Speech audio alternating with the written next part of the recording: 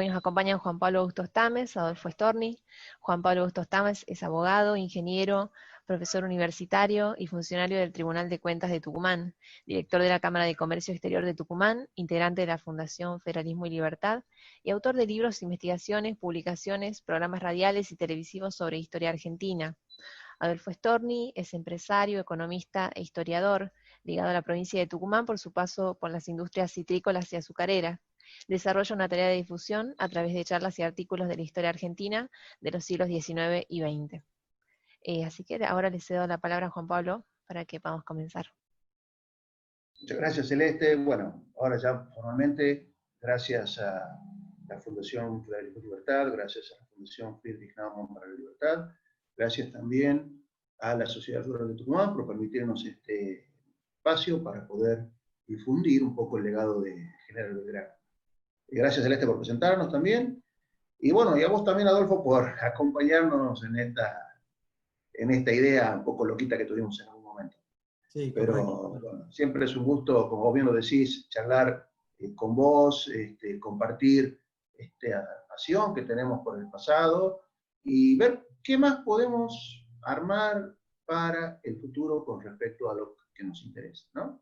Bien. Así que bueno, bienvenidos y te cedo la palabra para que arranquemos este conversatorio. Bueno, como no, bueno, yo quería, aprovechando de que vos estás en Tucumán y yo soy santafesino, si contame el paso de Belgrano por Tucumán, que tuvo muy ligado a la provincia y vos conocés muchísimo de esos años de Belgrano en Tucumán. Bueno, mira, analicemos la vida de Belgrano. Belgrano vivió unos cuantos días más que 50 años, 50 años y fracción, prácticamente días, ¿sí? De los 50 años de su vida, solamente lo que más ha llegado a nosotros, ha trascendido, han sido sus 10 últimos años, es decir, entre 1810 y 1820. Prácticamente la vida pública patriótica de Belgrano, que fue desde la Revolución de Mayo hasta su fallecimiento en Buenos Aires ese 20 de junio de 1820, tan memorable. Entonces tenemos 10 años que son los que uno más estudia, más se apasiona. Los otros 40 son bastante interesantes también para estudiarlos. No hay demasiado material como los últimos 10. Y de esos últimos 10 años, si uno se pone a analizar y hacer un estudio, llegamos a la conclusión que esos 10 años, la mitad los pasó en Tucumán. O sea, de su vida pública patriótica, esos 10 años, la mitad de ese tiempo lo pasó en Tucumán. Y estuvo en 3 oportunidades diferentes en Tucumán. Estuvo la primera es entre 1812, cuando llega septiembre de 1812, medio que Tucumán lo recibe así los empujones, medio que apurado entra a participar en esa gesta que fue la batalla de Tucumán. Y ahí es cuando conoce Tucumán. Y fue gracias a eso, porque en realidad la idea de él no era quedarse en Tucumán, la idea de él era, tal es así, que él había tomado el camino que baja desde Muruyacu, ¿verdad?, desde la Encrucijada, hacia Santiago. Ese camino no pasaba por Tucumán. Uno se tendría que desviar para entrar a Tucumán. La idea de él era esquivar la Tucumán como había esquivado Salta después del éxodo jujeño. Y uno se pregunta, ¿y por qué nos quería esquivar? ¿Qué no nos quería? No nos conocía, había estado de paso para hacerse cargo del Ejército del Norte en febrero de 1812, pero unos cuantos días, medio que no nos había llegado a conocer. Y de vuelta ahora volvía con el ejército retirado unos meses después, y él venía de una experiencia muy durísima, muy dura, que fue el éxodo jujeño, el tener que dar una orden tan brutal a los jujeños, de dejarlo todo y seguir al ejército, que realmente él se arrepintió, francamente, por el resto de su vida de haber hecho eso. Fue una medida muy dura. Una de las razones por las cuales no entró a Salta fue para no estar obligado a hacer lo mismo. Otra de las razones que me imagino que tampoco debe haber querido entrar a Tucumán era para no tener que hacer lo mismo que ya venía haciendo con los jujeños. Era muy duro venir con todo un pueblo entero acompañando al ejército, con mujeres, con hijos, con carretas, con todos sus elementos, y habían dejado toda su pertenencia y toda su historia atrás. Era bastante complicado. Entonces la idea de él era, sobre todo, llegar a Tucumán, tomar los armamentos para surtir un poco al ejército y seguir el viaje hasta Santiago, Córdoba y donde le fueran a ordenar. Es ahí que los tucumanos, ante el temor de quedar a merced de los realistas, debido a que Tucumán había sido una de las primeras poblaciones que se había pronunciado a favor de la revolución. Recordemos que estallada la revolución, Córdoba se pronuncia en contra, la banda oriental en contra, Montevideo en realidad, el Paraguay, el Alto Perú. Entonces Tucumán, Salta, las provincias de Cuyo, las provincias del litoral, en forma espontánea sí adhirieron a la Revolución de Mayo. Entonces, y habían visto también cómo Goyeneche, que era el jefe del ejército realista, habiendo triunfado después de Huaki, cómo se tomó la vendetta con todos los patriotas altoperuanos que terminaron ajusticiados sin ningún tipo de contemplaciones, sobre todo en Cochabamba, donde hicieron destrozos los realistas. Realmente fue brutal la represión que hubo en Cochabamba, y los tucumanos tenían miedo de sufrir algo muy parecido. Si bien es cierto, el jefe de la vanguardia que operaba en el ejército realista era Pío Tristán, no era Goyeneche. Goyeneche era muy sanguinario, Tristán no se le conocen casos de brutalidad, sí a Goyeneche, bastante. Entonces tenía miedo de eso, y es así como ese primer contacto que tenemos entre Belgrano y los tucumanos es un poco áspero. Es decir, usted nos viene a sacar las armas y nosotros con qué nos vamos a defender. Nosotros jugamos por la revolución y ustedes se van y nos dejan a nosotros solos para que estos vengan y nos hagan escarmentar. De ninguna manera, usted se queda acá y nos ayuda. Un poco Tucumán tiene esa primera reacción con Belgrano, y Belgrano, entendiendo la razonabilidad, poniéndose un poco en el pellejo de los tucumanos, les da la razón y decide desobedecer y detenerse. En el fondo él estaba queriendo eso, necesitaba ese empujón, porque también venía con todos los jujeños a cuestas, llevárselos hasta Córdoba hubiera significado un esfuerzo mucho mayor y significativo. Y otra cosa, bueno, acá en Tucumán paramos la pelota y vemos cómo viene y cómo se despeja el panorama.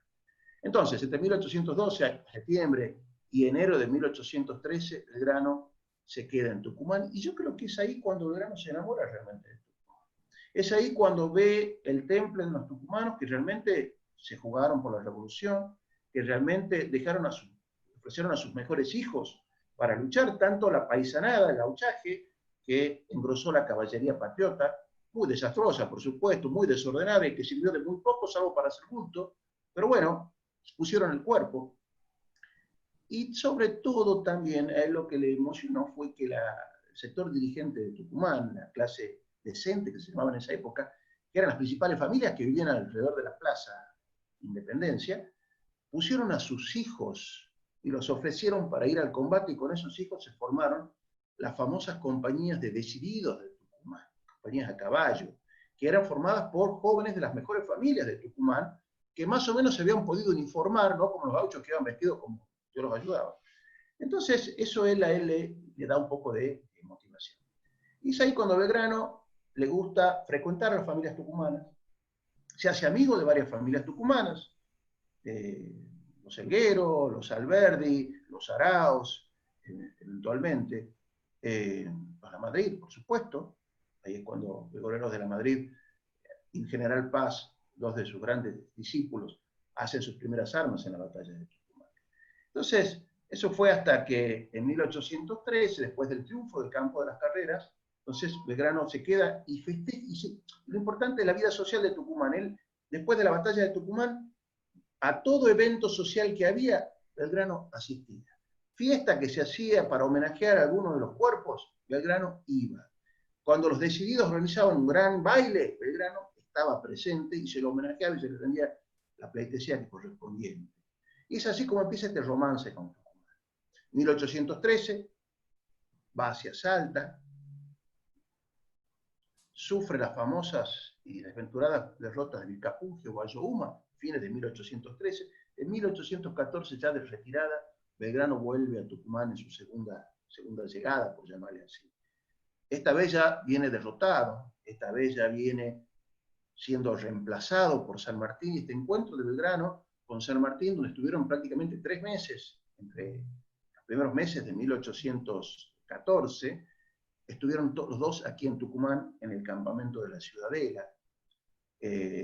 Belgrano ve cómo se construye este campamento, que es una especie de fortificación, con algunos galpones mal hechos, decía el general Paz, donde se guardaban las cosas del ejército, unas barracas que se construyeron a las apuradas. con los materiales de la zona, que al poco tiempo estuvieron en ruinas. Y es así como Belgrano también se enamora quizás de la zona del emplazamiento del fuerte de la Ciudadela en el antiguo campo de batalla de la batalla de Tucumán, en la zona que hoy sería las proximidades de la Plaza Belgrano.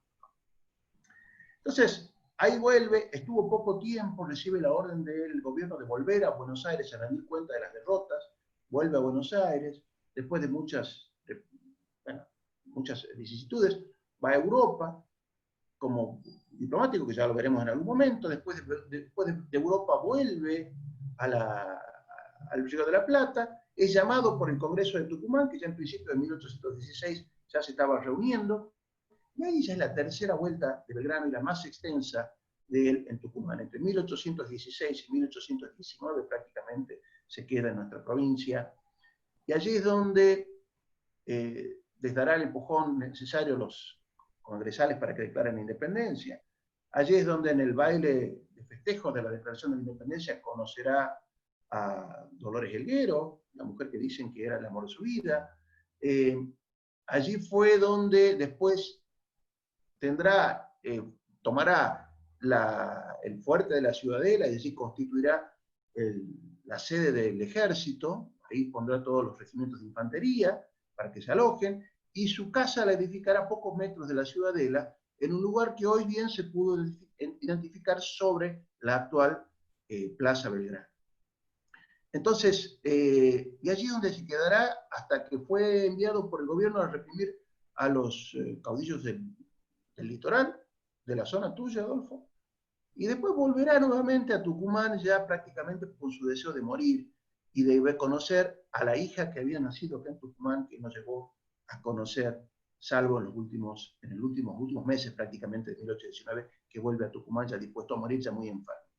Allí es cuando ocurren esos famosos episodios de 1819, en fines de 1819, cuando una revolución voltea al gobernador en funciones, termina favoreciéndolo a Bernabé Arauz esta revolución, porque el que termina asumiendo después es él, y Belgrano se siente despreciado, se siente mal pagado por los tucumanos, y con mucho pesar decide volver y retornar a su Buenos Aires natal, donde finalmente moriría unos pocos meses después.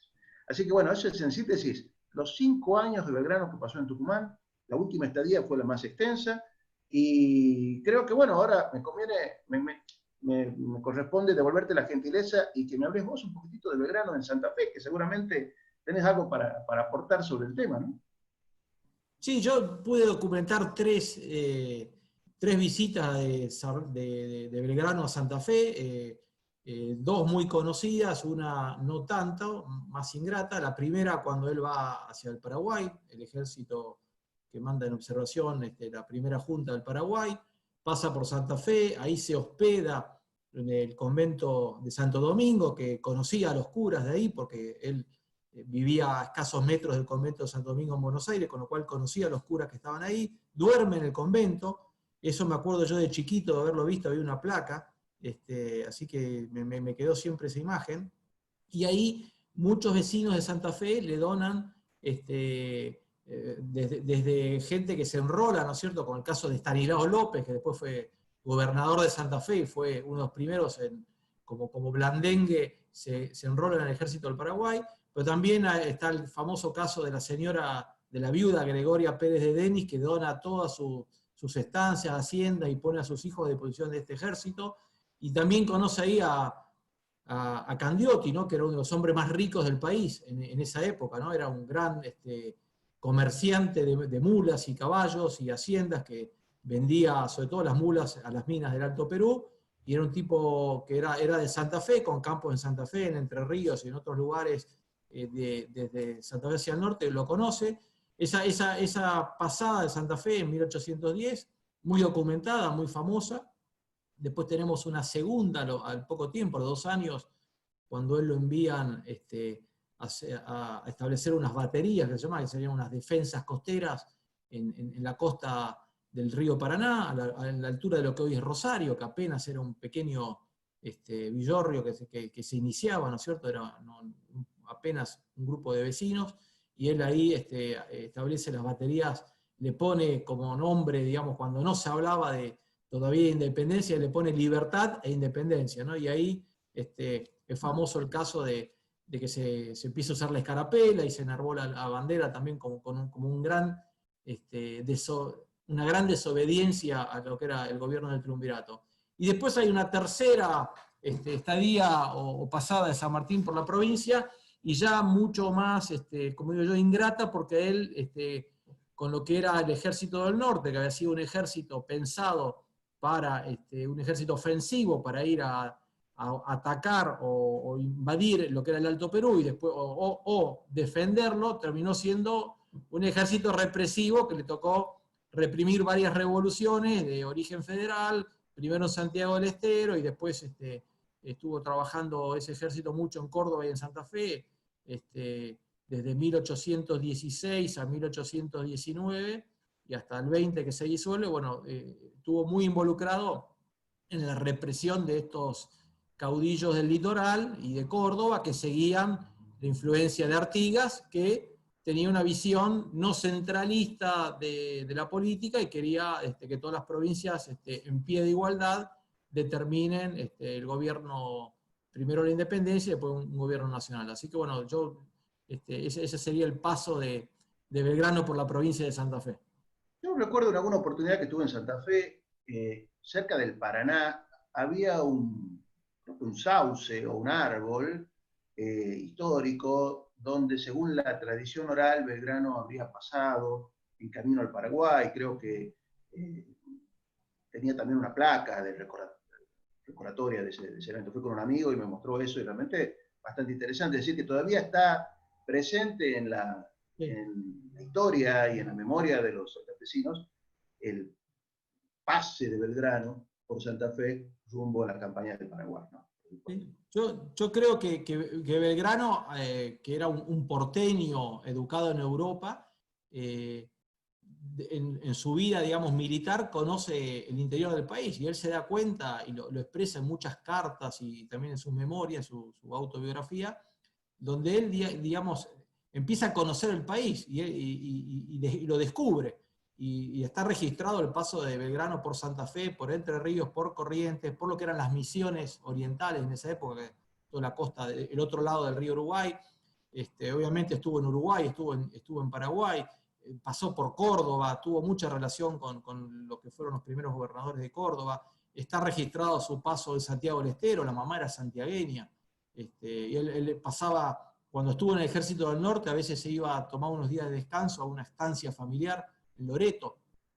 Bueno, ni hablar Tucumán, Salta, Jujuy, y también está registrado, si bien no está muy documentado, dicen que estuvo en Catamarca. O sea que, salvo Cuyo y la Patagonia, Belgrano anduvo bastante, ¿no? Con los precarios medios de la época. Che, Adolfo, y de la educación de Belgrano, ¿qué podemos decir?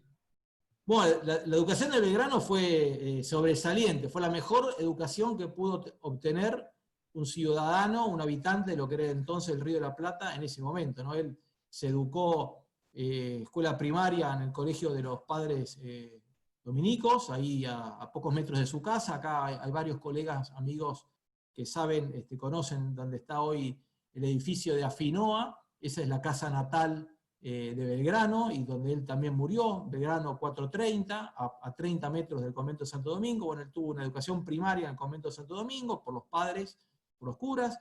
Después va lo que es actualmente el Colegio Nacional de Buenos Aires, que se llamaba en su entonces Colegio de San Carlos, luego Colegio de Ciencias Morales, y bueno, antiguamente había sido un colegio de los jesuitas. Él ahí tiene una educación, digamos, que era lo mejor que uno podía acceder en Argentina. Había prácticamente 3 colegios muy buenos, que era el Montserrat de Córdoba, la Inmaculada en Santa Fe, que originalmente había sido los jesuitas, y el Colegio de San Carlos en Buenos Aires. Él tiene una enseñanza ahí, digamos, era lo mejor que uno podía acceder, y a los 16 años va a estudiar a Europa. Sus padres lo envían a estudiar a España. Originariamente el deseo de la familia, si bien él no era el primogénito, pero sí era tal vez el más capaz, el más ilustrado, el que más contracción al estudio tenía, y más elevadas, digamos, condiciones morales, y el padre lo elige como heredero. Entonces quiere que estudie todo lo relacionado al comercio, que se vaya a hacer un gran comerciante, ¿no? En Cádiz, y tener relaciones con todos los distintos socios que tenía el papá de Belgrano en Europa. Sin embargo, él dice, no, yo voy a estudiar Derecho, su primera desobediencia, si querés, una historia larga de desobediencia. Belgrano, digamos, se fue rebelando sobre distintas órdenes que tuvo, y después le voy a dar paso a Juan Pablo que cuente la famosa desobediencia. Él desobedece el mandato paterno, estudia abogacía, pero se da cuenta que las leyes mucho no le gustaban. Lo que a él lo atrapan son dos cosas: la economía política, que era una ciencia nueva, digamos, que empezó sobre finales del siglo XVIII, ¿no? Con los fisiócratas primero, después con el liberalismo, los famosos libros de Quesnay, de Adam Smith, y otros economistas que también a él lo influenciaron muchísimo. Entonces él, si bien estudió y llegó a ser bachiller en leyes y lo que sería ser el título de abogado, él pudo ser un doctor en leyes, que era algo que casi todos los doctores en leyes eran doctores en teología y leyes, ¿no? La mayoría de los doctores eran curas. Y él, si bien era un hombre muy religioso, ¿no? Con un fuerte cristianismo, catolicismo, él, lo que más le atrapa del estudio allá, y es casi un autodidacta, es el estudio de la economía política y el estudio de los idiomas. Belgrano estudió varios idiomas, ¿no? El italiano, el francés, el inglés, y hay comentarios, ¿no es cierto?, de él donde se junta con italianos y le dicen que hablaba perfecto el italiano, como si fuera un natal de la zona de donde vivía el padre, ¿no? De la Liguria. Así que él tuvo una educación privilegiada, tal vez fue el único, lo que después era argentino, ¿no? O el único rioplatense que tuvo una educación tan elevada, ¿no? La mayoría de sus colegas en el primer gobierno, en la Revolución, habían estudiado en Córdoba o en el Alto Perú, en la Universidad en Bolivia, algunos en Chile, otros en Perú, pero bueno, todos habían tenido una educación de leyes específicamente, abogacía, y ninguno había tenido esa formación mucho más humanista y todo ese conocimiento económico que convierten a Belgrano en el primer economista de Hispanoamérica. No es solamente el primer economista argentino, es el primer economista de Hispanoamérica. Y toda la obra que él hace, y él escribía mucho en las memorias del consulado y luego después en su biografía, hace aportes de la economía espectaculares, ¿no? Siempre, Juan Pablo al principio dijo, su parte más famosa de sus 50 años son los 10 últimos, pero si él se hubiese dedicado a la economía y hubiese estado en Europa, o se hubiese dedicado full time a la economía, sería hoy un referente obligado en la historia del pensamiento económico, ¿no? Porque fue realmente original, estudió desde la importancia del comercio, de la agricultura, el tema de la creación de dinero, el rol de los bancos, la creación de dinero secundario, o sea, habló sobre inflación, sobre comercio internacional. O sea, el tipo escribió, tenía mucho sentido común y era muy leído, ¿no? O sea, tuvo una formación, si querés, no dogmática, y si bien es uno de los... fue el primer fisiócrata, si querés, en el Río de la Plata y en Hispanoamérica, pero también tuvo una gran influencia del liberalismo inglés, pero también tuvo mucha influencia de economistas heterodoxos como Galeano y Genovese, que eran dos italianos, dos curas que eran mucho más pragmáticos, heterodoxos, no tan ligados a ningún dogma, muy, muy seguidor de muchos políticos de las cortes de Carlos III y Carlos IV, ¿no? Florida Blanco, Campomanes, Jovellanos, todos tipos grandes reformistas, que al final no reformaron nada, pero bueno, eran tipos que, por lo menos en las intenciones, eran reformistas. Así que Belgrano tuvo una educación suprema, la mejor educación disponible que había en esa época para un argentino, para un rioplatense, la tuvo Belgrano. Sí, fíjate que es bastante interesante, y creo que alguna vez hemos comentado. Los abogados por ahí tienen algún tipo de prurito en meterse con números, ¿no? Son más de las letras, más de las palabras y no tanto de los números. Son pocos los abogados que realmente han trascendido o, digamos, destacado en la economía. Yo acá en Argentina, tiempos recientes, sacando a Ricardo López Murphy, no tengo presente algún otro abogado también que haya destacado Mirá, sí, te doy 3 ejemplos que me vienen rápido a la mente, ¿no? El primero, Carlos Pellegrini, abogado, y fue, digamos, una especie de economista, ¿no? Porque era un especialista, él de muy jovencito, a los 24 años, empieza a trabajar en el Ministerio de Hacienda, fue subsecretario de Hacienda, así que es un tipo que era un abogado con una formación económica interesante. Otro que se me ocurre después era Martínez de Oz, era abogado, no era economista.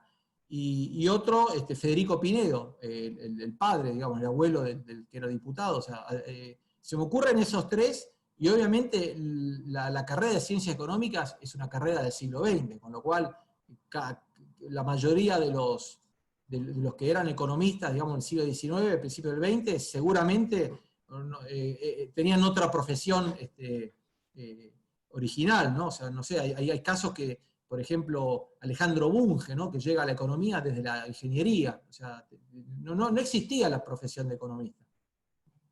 De acuerdo. Bueno, con respecto al aspecto Belgrano periodista, mejor dicho, ¿qué reflexión Sí, te merece? es interesante eso, porque Belgrano también puede ser considerado el primer periodista profesional de la Argentina, lo que era en su momento el Virreinato del Río de la Plata. Él lo nombran corresponsal de un diario de Madrid, que se llamaba El Correo Mercantil de España y sus Indias, que era una revista, y Belgrano fue su corresponsal en este lugar, y después estuvo involucrado en los 4 diarios que prácticamente de 1801 hasta 1810 estuvieron, que era el Telégrafo Mercantil, que lo clausuran los virreyes, ¿no es cierto?, porque era un poquito obsceno y zafado en los comentarios y digamos, cargaba mucho a los funcionarios españoles. Después tenías el Semanario de Agricultura, Industria y Comercio de Vieites y de Cerviño, o sea, un periódico muy que se utilizó mucho para difundir toda la obra de Belgrano en el consulado. Después el Correo de Comercio, que le pide el virrey Cisneros a Belgrano que lo organice y lo redacte, y Belgrano, muy astuto, usó este diario para, con todos sus amigos revolucionarios, fue la fachada que, para que no sospechen, ellos estaban vigilados por el gobierno virreinal, prácticamente desde después de las invasiones inglesas, seguramente desde 1808, cuando él hace todo ese acercamiento con la infanta Carlota Joaquina, que era la mujer del regente de Portugal, ya la corte instalada en Brasil. O sea que él ya con un grupo de patriotas estaban siendo investigados por Redón, Castelli, Vieites, eran todos sospechosos.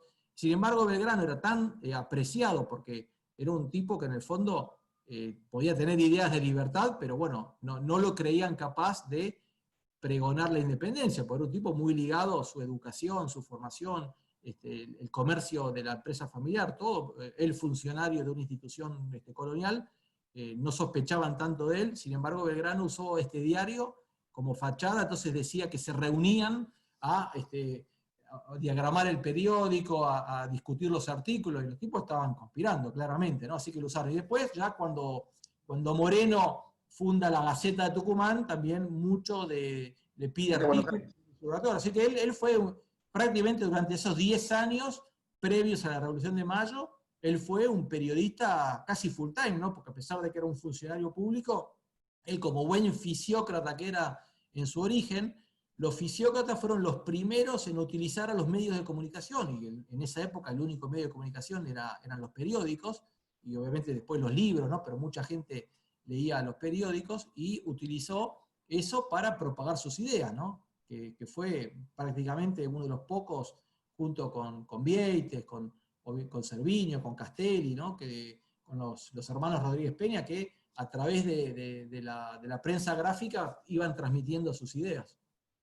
Sí, es muy interesante el tema del Correo de Comercio, porque ahí el que tiene la idea de establecer ese periódico auspiciado por el gobierno es el propio virrey Cisneros, y él lo convoca a Belgrano o sea, que pone en manos de sus enemigos un arma brutal de la cual se arrepentiría después por el resto de su vida, el pobre don Baltasar. Sí, pobre. Pero, estaba muy aislado. Don Cisneros había quedado sordo en la batalla de Trafalgar, entonces digamos que le costaba mucho comunicarse.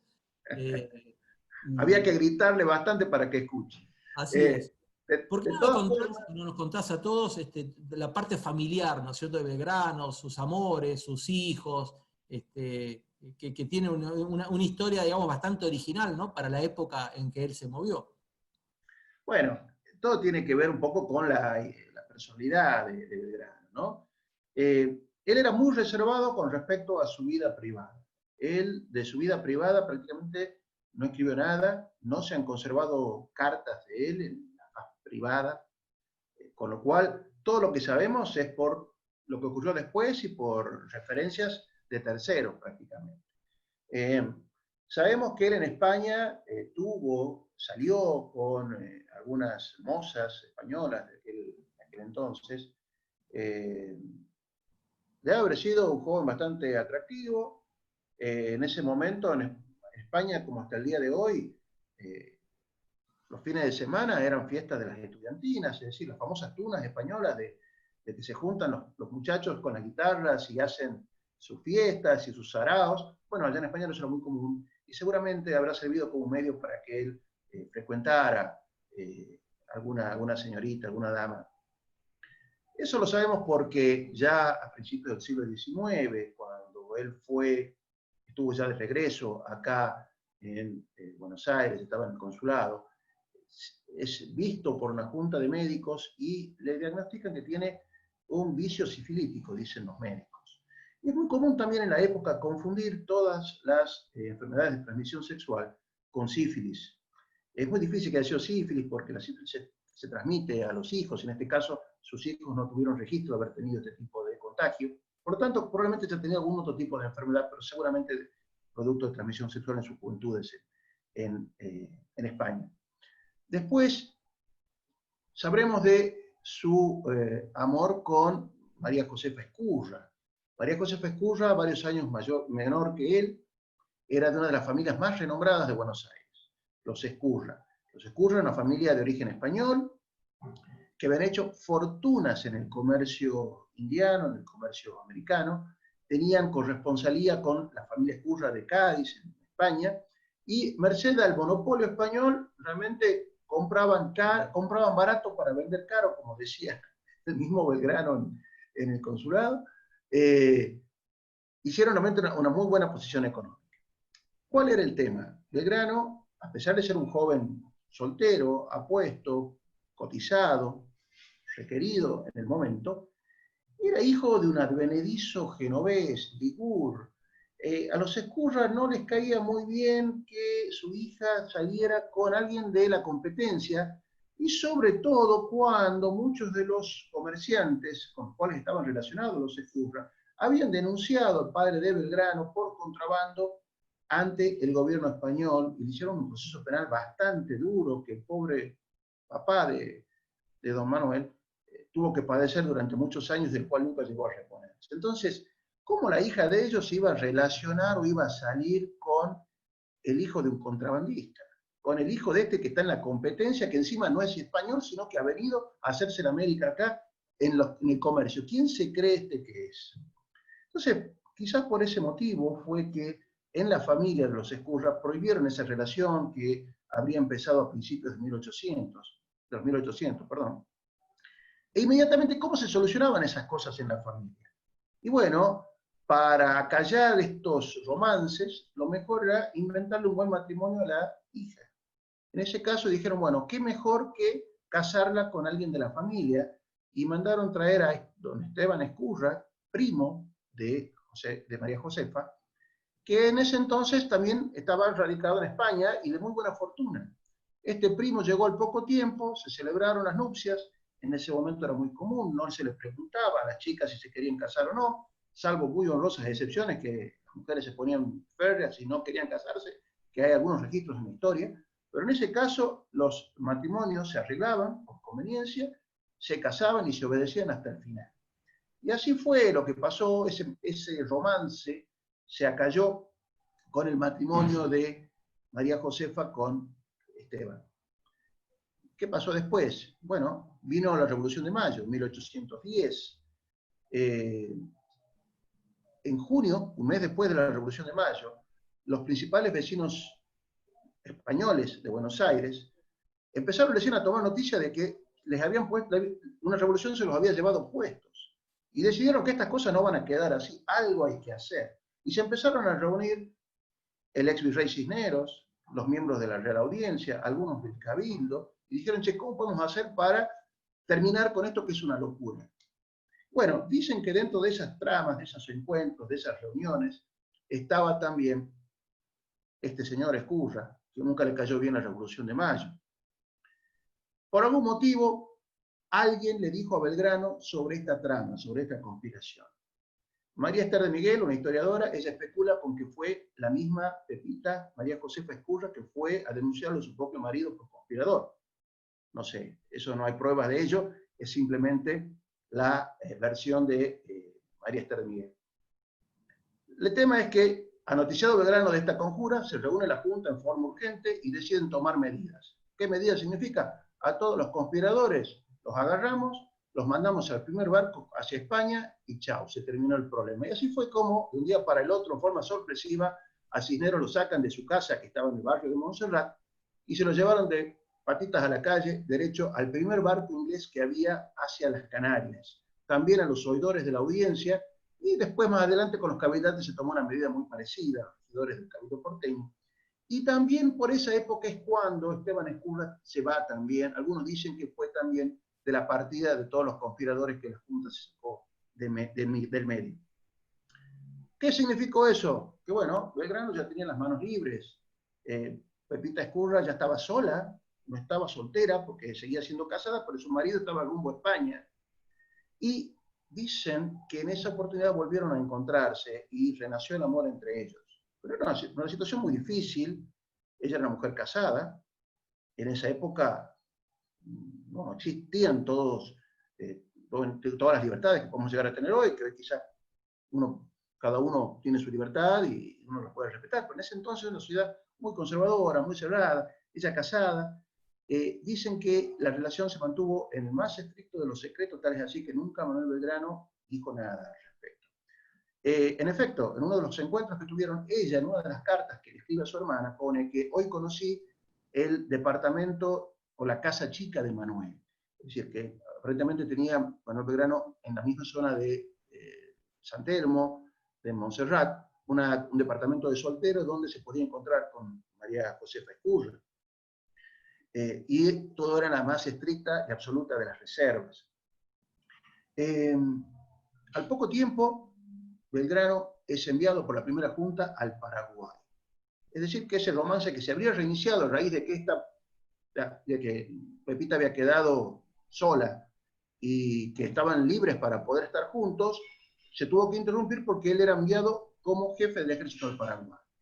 Fines de 1810 hasta fines de 1811, que él vuelve a Buenos Aires, tuvo un año prácticamente que estuvieron separados. Él retorna después a Buenos Aires, fines de 1811, para hacerse cargo del regimiento de patricios, ocurre el motín de las trenzas, muy probablemente la relación seguramente se volvió a retomar, pero al poco tiempo, en febrero de 1812, Belgrano recibe la orden de irse a Rosario, a las barrancas del Paraná, a instalar estas famosas baterías de las cuales vos también hablaste, con lo cual se volvieron a separar de nuevo. En ese momento quizá Pepita ya ha dicho, bueno, se fue hasta Rosario, uno diría, estoy en 3-4 horas, bueno, en ese momento estoy en 4 o 5 días, habrá sido lo que demoraba llegar a Rosario, se la bancó.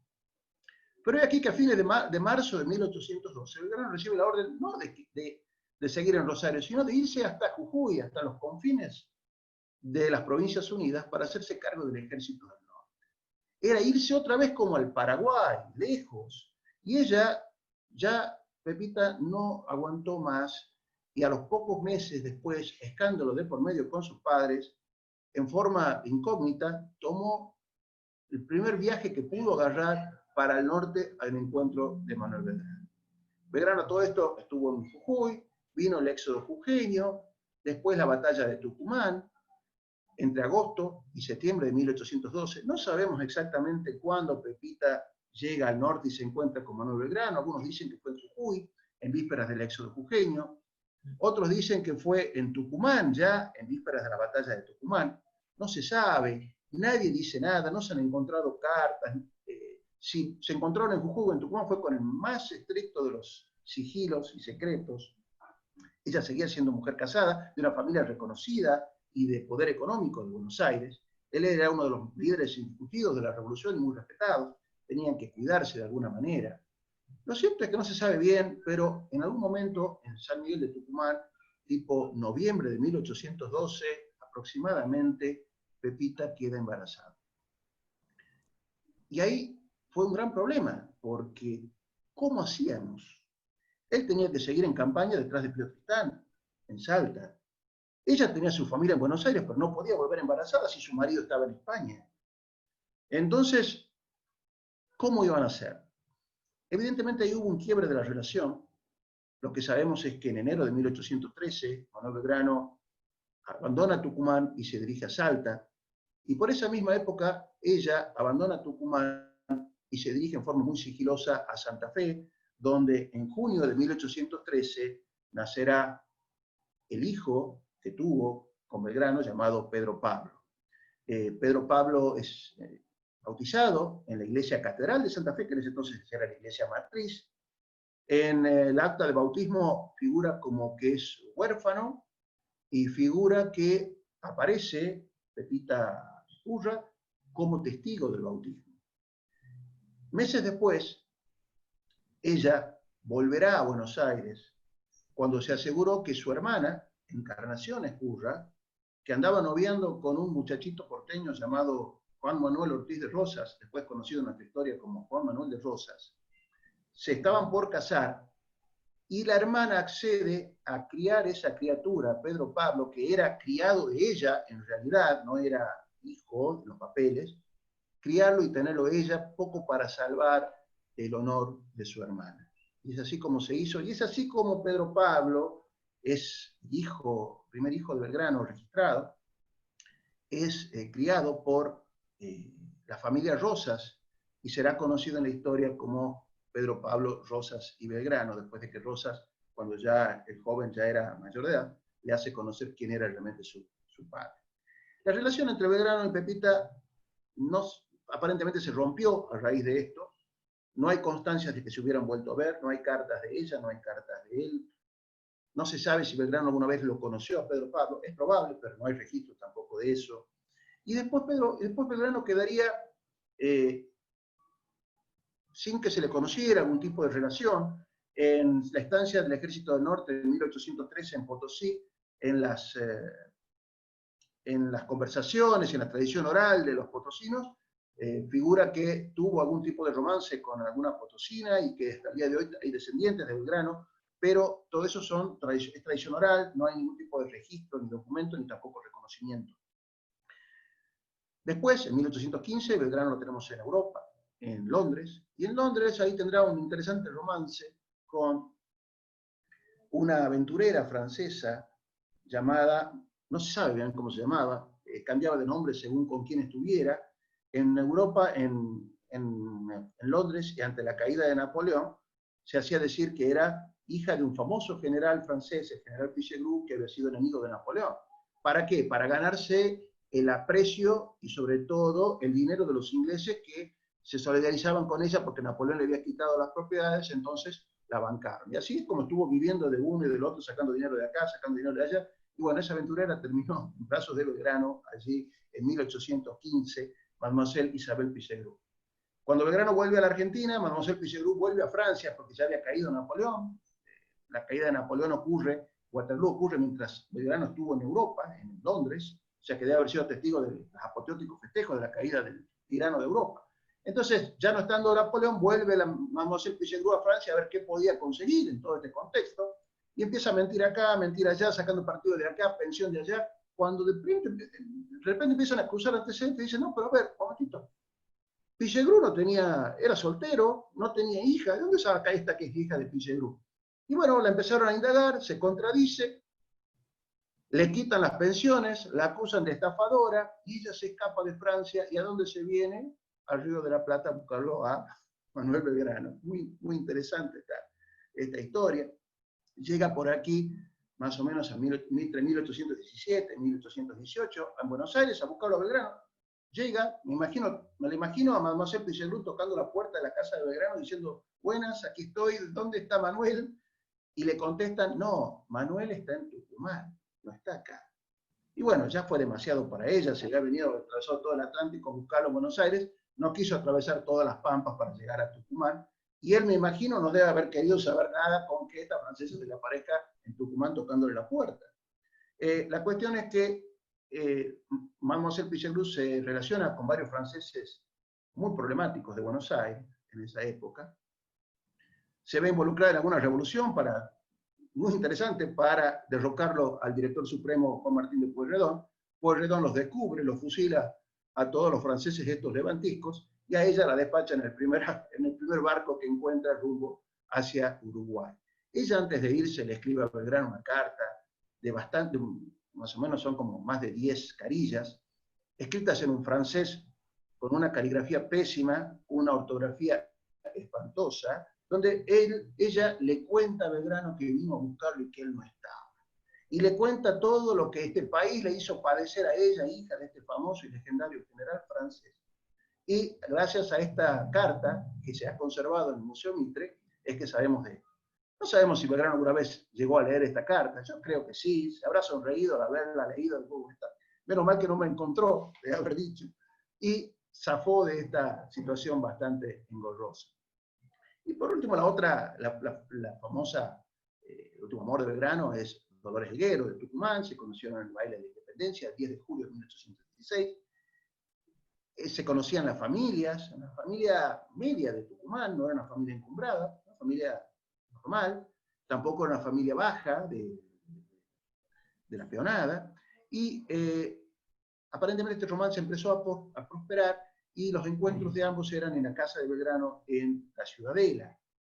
Fue allí que Dolores queda embarazada a principios de 1819 y en septiembre, octubre aproximadamente, cuando nace Manuela Mónica, que es la otra hija que tuvo Belgrano, ambos hijos de Belgrano concebidos acá en Tucumán, un tema bastante particular, y esa fue la hija que él vuelve, después de estar en campaña contra los caudillos del litoral, a fines de 1819, a conocer, porque sabía que había nacido, pero no la conocía, y no quería morir sin verla. Así que bueno, esta es una pequeña reseña. Ahora te paso a vos para que hables un poquitito sobre Belgrano y la diplomacia. Sí, Belgrano siempre utilizó, más allá de que le tocó ser funcionario público y militar a la fuerza, siempre fue un sagaz diplomático, ¿no? Que eso se vio primero cuando empezaron las tensiones en la primera junta entre los morenistas y los saavedristas, y él era de alguna manera la unión o el mediador entre los dos bandos.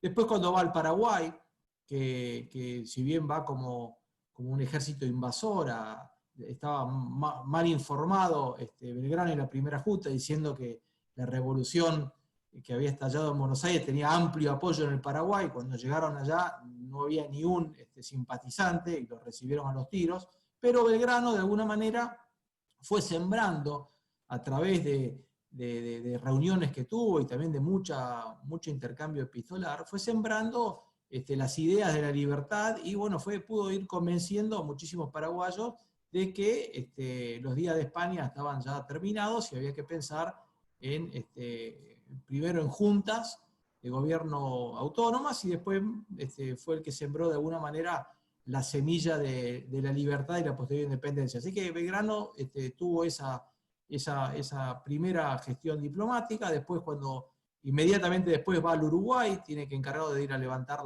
toda la campaña del Uruguay y hace mucha diplomacia. Ya había problemas entre Artigas y Soler, que era el jefe porteño, entonces él tuvo que mediar. Después en el Ejército del Norte también siempre se peleaban entre sus oficiales, Dorrego con Paz y y el barón de Holmberg, y bueno, siempre había mucho internismo y Belgrano siempre tenía que estar mediando. Pero bueno, llega 1815, Belgrano con Rivadavia y con Serratea lo envían a Europa a una misión que tenía el objetivo, de alguna manera, se sabía que se estaba preparando una invasión para el Río de la Plata, más de 10.000 hombres, y lo que querían era tratar de llegar a algún entendimiento con los españoles, porque lo que era Buenos Aires en su momento no estaba preparada para resistir una invasión de un ejército profesional. Entonces lo envían, por un lado, con instrucciones de llegar a un arreglo, pero sin comprometerse mucho, y el objetivo principal era tratar de conseguir un monarca para el Río de la Plata, que en realidad era el Río de la Plata, el Alto Perú y Perú, y Chile iba a ser un gran reino, una monarquía constitucional. Tenían que conseguir un rey de la familia de los Borbones, si no conseguían ninguno, algún príncipe europeo, eventualmente algún príncipe inglés, o cualquier realista que tuviera ganas de ser rey de estos lugares, ¿no?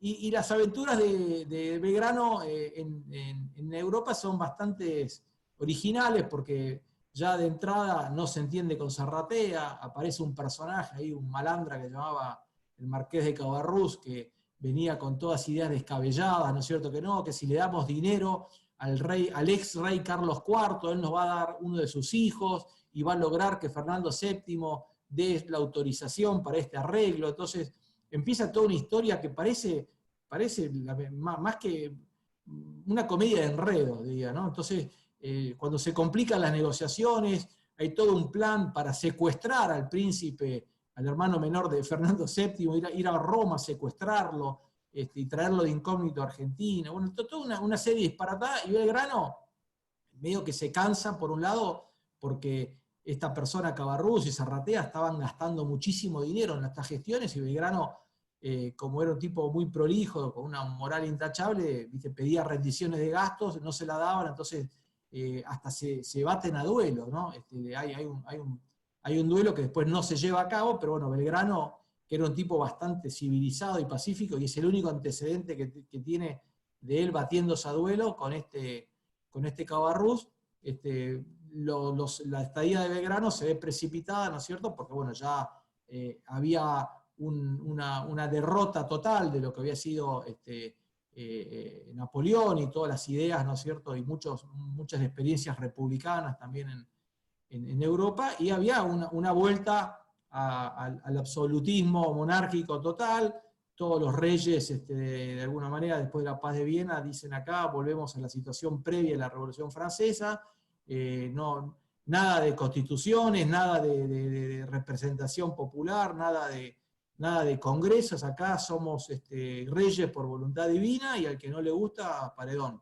Y bueno, y él se vuelve. Así que esa experiencia en Europa diplomático, que fue bastante negativa desde el punto de vista que no lograron nada, ¿no? Fueron a buscar un rey y se volvieron con las manos vacías. Cuando él llega a Buenos Aires, principio de 1816, el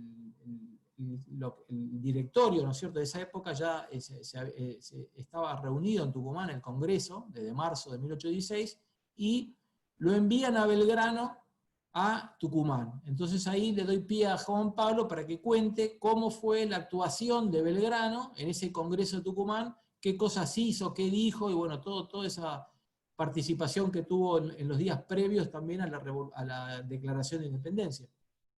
Belgrano llega a Tucumán el 5 de julio de 1816. Él dice la noche del 5. Al día siguiente, era un viernes, ¿no? Fresco, julio, fresco en Tucumán, imagino. Al día siguiente dice que el Congreso lo estaba esperando para recibir. Me imagino que el Congreso debe haber estado reunido en esa casa fresca, ese salón grande que tienen, todos conocemos, donde se declaró la independencia. Deben haber puesto algunos braseritos porque no había otra forma de calefaccionar. Y temprano a la mañana arrancaron la sesión. Fue la primera sesión secreta que tuvo el Congreso de Tucumán, que tuvo varias, se estrenó con Belgrano, escuchándolo.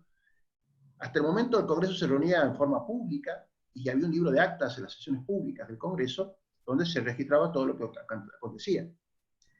En esta oportunidad se inauguró un nuevo libro, que es un libro de actas de las sesiones secretas, que se mantenía bajo 20 llaves prácticamente. Se ordenaba desalojar la sala de la barra, se cerraban las puertas y quedaban los soldados del batallón 10 afuera para que no entre nadie, y adentro los congresales y las personas invitadas a participar de esta reunión. Dice que en ella Belgrano les comentó a los congresales cómo estaba la situación en Europa. Todos estos enredos que vos estás comentando, seguramente los debe haber referido, eso no figura en el acta, pero seguramente se lo debe haber contado. Y cuando los consecretarios le preguntaron, bueno, entonces, ¿cómo están las cosas?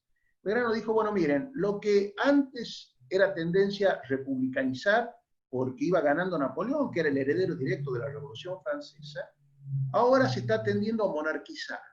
Si antes nos veían a nosotros con simpatía por la marcha gloriosa de nuestra revolución, con toda la anarquía en la que hemos caído y los enfrentamientos civiles que hemos tenido, hacen que todo el mundo nos mire con bastante distancia y que nadie se quiera jugar por nosotros. Es decir, que ayuda no vamos a tener. Y menos si insistimos con ser una república, porque la república hoy está mal vista, cayó Napoleón, se terminó. Entonces le preguntaron, ¿qué hacemos? Bueno, lo que habría que hacer es implantar una monarquía, y una monarquía temperada, decía Belgrano, un poco coincidiendo con este planteo que hablaste vos de monarquía constitucional, es decir, poner una monarquía constitucional ya que los distintos reyes de Europa volvieron a recuperar sus coronas después de la caída de Napoleón. Entonces ahora sería bueno poner un rey. Y le preguntaron, ¿y usted tiene alguna idea con respecto a qué rey podemos poner? Y él dijo, y a mí se me ocurre que podríamos poner a un descendiente de la casa de los incas, a cuyo trono vendrían todos los indígenas a defenderlo. Él un poco estaba muy influenciado por su experiencia en el Alto Perú, donde él veía que todavía el imperio inca había dejado sus huellas, a pesar de que no era la única etnia que había, ¿no? Y pensaba que de esa manera íbamos a tener el apoyo de los indios en la lucha con la independencia, que iba a ser el que desencadenaría las cosas a nuestro favor.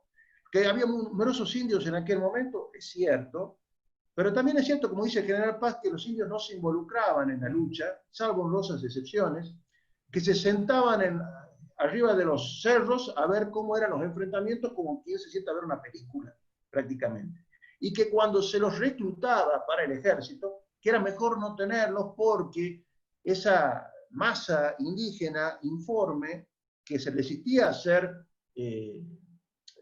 digamos, reclutada, ante el primer enfrentamiento salían disparando y generaba todo una especie de avalancha en las tropas propias. Entonces decía el general Paz, eso no sirve, mejor es tenerlos lejos y que no estén en el ejército.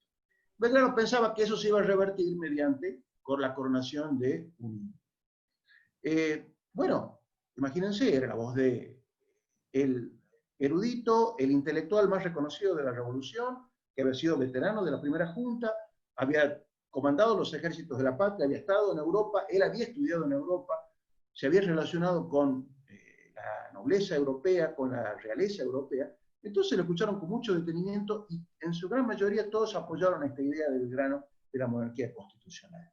Entonces, en ese momento dijeron, bueno, ¿y cómo está la cosa? Dice, bueno, yo veo la cosa muy difícil, España se está rearmando, ya no la tienen a Napoleón, están preparando una expedición bastante importante que nos puede caer en cualquier momento. Ajá, ¿y qué más? El ejército del norte fue derrotado en Sipe-Sipe, en el Alto Perú, los tenemos a los realistas acá en las puertas, en Salta, en cualquier momento pueden llegar. Ajá, ¿y qué más? Bueno, en Chile se están rearmando, la patria vieja chilena cayó en Rancagua en 1814, los realistas en cualquier momento pueden pasar Mendoza y lo tenemos acá. Ajá, ¿y qué más? Y bueno, tenemos los portugueses que están a punto de invadir la banda oriental para quedársela a ellos. Ajá, ¿y qué más? Lo tenemos Artigas también, que se quedó con la mitad del territorio patrio y que no quiere venir al Congreso de Tucumán y quiere mandar delegados y no hay manera de hacerlo convencer.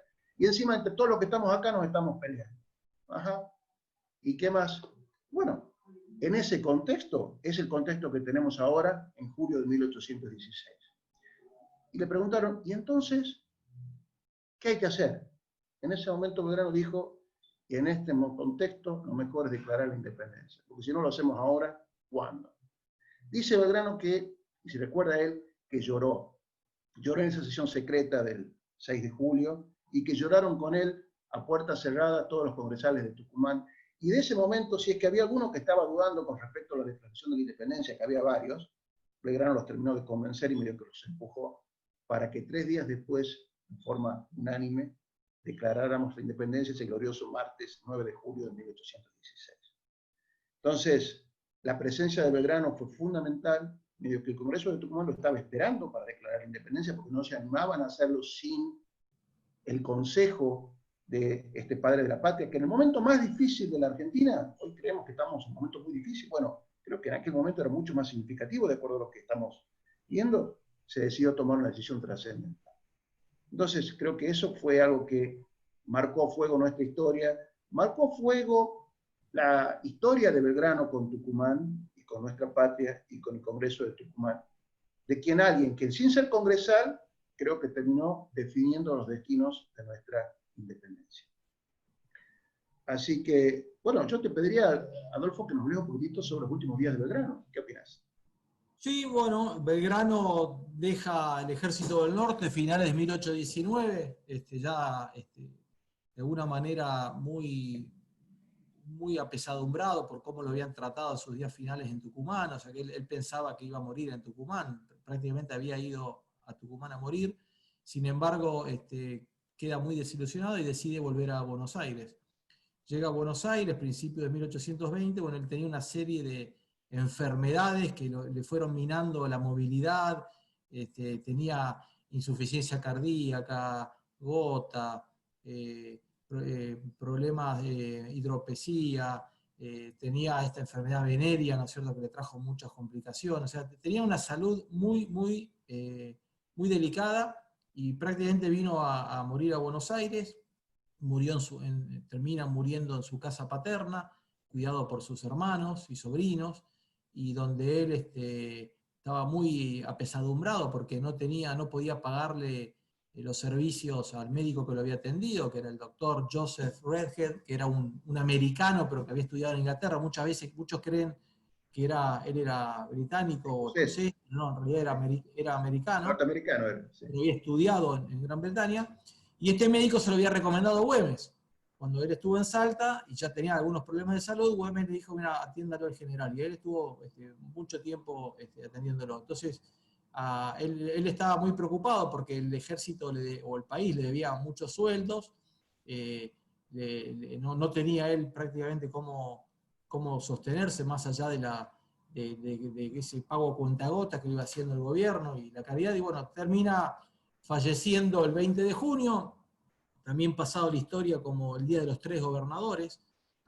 Buenos Aires había perdido una batalla días antes, o digamos un poco semanas antes, con los caudillos de Santa Fe de Entre Ríos, con Estanislao López y Francisco Ramírez. Se disuelve el directorio, previamente había pasado toda la sublevación del Ejército del Norte, la sublevación famosa de Arequito, caída de varios gobiernos provinciales.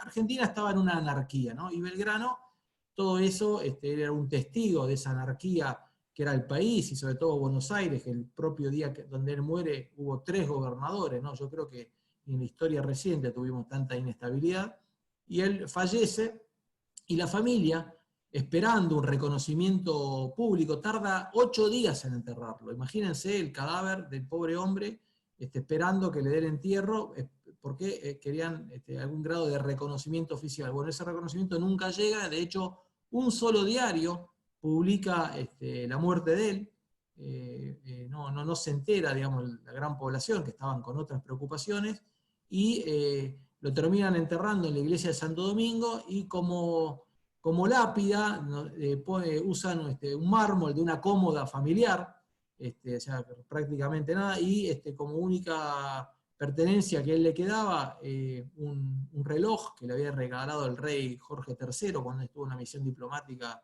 en Londres, y se lo deja al médico, y bueno, fallece, y recién al año se le da, se hace un reconocimiento público con desfiles, con misas, con cenas, con homenajes, recién en 1821, donde la situación política ya se había calmado bastante y ya había un gobierno provincial mucho más fuerte. Pero Belgrano, que tuvo una vida, digamos, nació, como se dice, en cuna de oro, tuvo una educación sobresaliente, pudo haber sido un líder político y haberse sido un líder de escritorio y quedarse a manejar la revolución desde un escritorio en Buenos Aires. Sin embargo, él, los últimos 10 años de su vida, donde la historia argentina se entremezcla tanto con la vida personal de Belgrano, que es difícil determinar un hecho político, público, militar de entre 1810 y 1820, y si querés un poquito antes también, porque de las invasiones inglesas en adelante es muy difícil de aislar cualquier episodio de la historia argentina de la vida de Belgrano. Belgrano fue actor central en todo, en las invasiones inglesas, en las negociaciones con la infanta Carlota Joaquina, en la Revolución de Mayo, la expedición al Paraguay, la actividad en la banda oriental, las baterías en Rosario, la creación de la escarapela y la bandera, el ejército del norte, Salta, Tucumán, la diplomacia, el Congreso de Tucumán, el ejército del norte nuevamente, los preparativos de San Martín, toda esa amistad que él tiene, que estuvo 2 veces con San Martín, cuando él hace la entrega del ejército del norte y después en la época del Congreso de Tucumán. Es central la actuación de Belgrano en todos esos años, ¿no? Y él, pudiendo haber sido una persona que él era uno de los candidatos a ser director supremo en 1816, junto con San Martín, también Moldes, y sin embargo terminan eligiendo Pueyrredón, porque era de alguna manera una persona casi como un candidato de equilibrio o de consenso entre los distintos tendencias más bien geográficas que había entre los que iban a elegir el futuro director supremo. Y Belgrano, a pesar de que pudo haber tenido una vida mucho más acomodada, relajada, tiene esos últimos 10 años muchos sacrificios personales, de marchar, de dormir en el piso, en tiendas, con la humedad, con una salud que se le iba deteriorando día a día, y digamos, es una persona con un desprendimiento tan grande para lo que fue la patria en formación, que hay muy pocos casos donde nosotros podemos hablar de un verdadero patriota, ¿no? Porque muchos al título de patriota se lo pone un tercero, ¿no? Y Belgrano realmente en toda su actuación en esos años finales de su vida, pensar que solamente vivió 50 años, menos de lo que tenemos a la mayoría de nosotros, y hizo tanto, ¿no? Una vida tan intensa, desde lo intelectual, lo militar, lo político, lo diplomático, como escritor, como periodista, como difusor de ideas.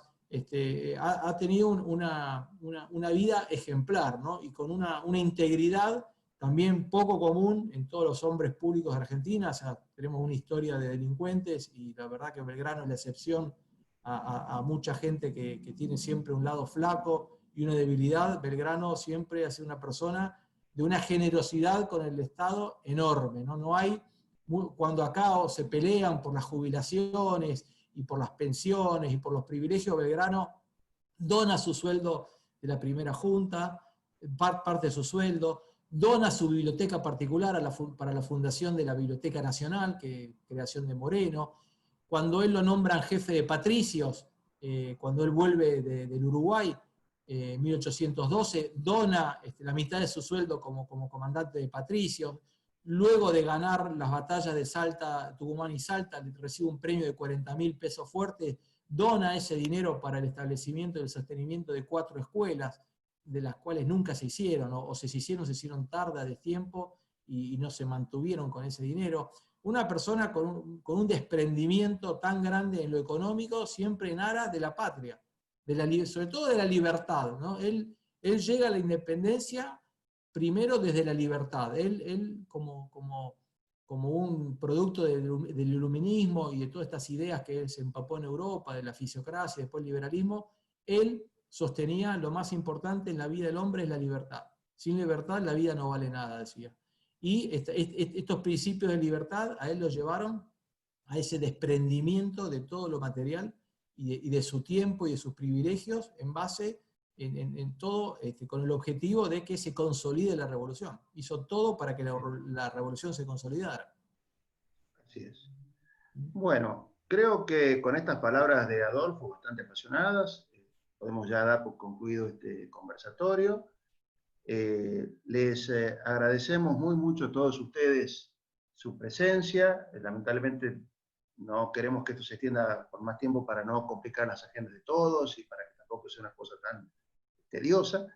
Les agradecemos la presencia, le agradecemos también, bueno, vos, Adolfo, por habernos acompañado en esta jornada, la gente de la Fundación Federalismo y Libertad, Celeste, que está desde atrás coordinando todo esto, la Fundación Friedrich Naumann para la Libertad, la Sociedad Rural de Tucumán, y les agradezco también a todos ustedes por esta presencia en esta charla homenaje, este café de amigos, para hablar un poquitito de nuestro pasado. Y bueno, si les ha gustado y todo, por favor, después nos avisan para que repitamos el ciclo con algún otro tema o sobre algún otro tipo de tema Yo de quería amigo de hacer un interés. cierre, Juan Pablo, con otro personaje ilustre de Tucumán, que vos lo mencionaste, que es Alberdi. Alberdi lo conoció Belgrano, el papá de Juan Bautista Alberdi, don Salvador Alberdi, un vasco, como buen vasco individualista, amante de la libertad y odiaba a los españoles o a los castellanos. Él era representante del consulado, con lo cual trató a Belgrano ya desde antes de la Revolución de Mayo.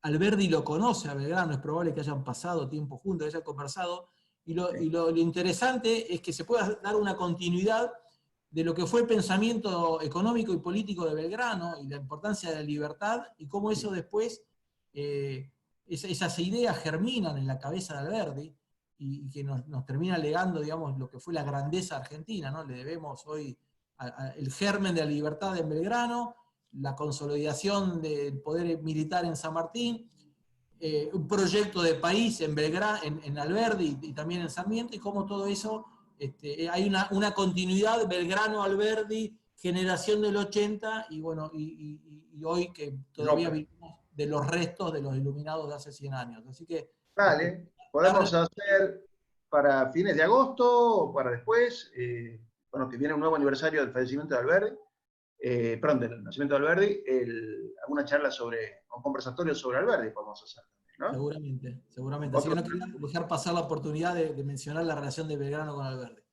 fantástico. Bueno, Bueno, muchísimas gracias Juan Pablo, Adolfo, excelente, la verdad. Quería también mandarle un saludo a Pipi Sánchez, que está aquí escuchando, es combatiente en la Guerra de Malvinas, que está en el rango de Comodoro, un saludo para él también. Y recordarles a todos que nos sigan en nuestras redes sociales, estamos en Facebook, Twitter, Instagram y tenemos un canal de YouTube donde estamos subiendo todas estas charlas. Así que de nuevo agradecerles y bueno, nos vemos en el próximo videoconferencia.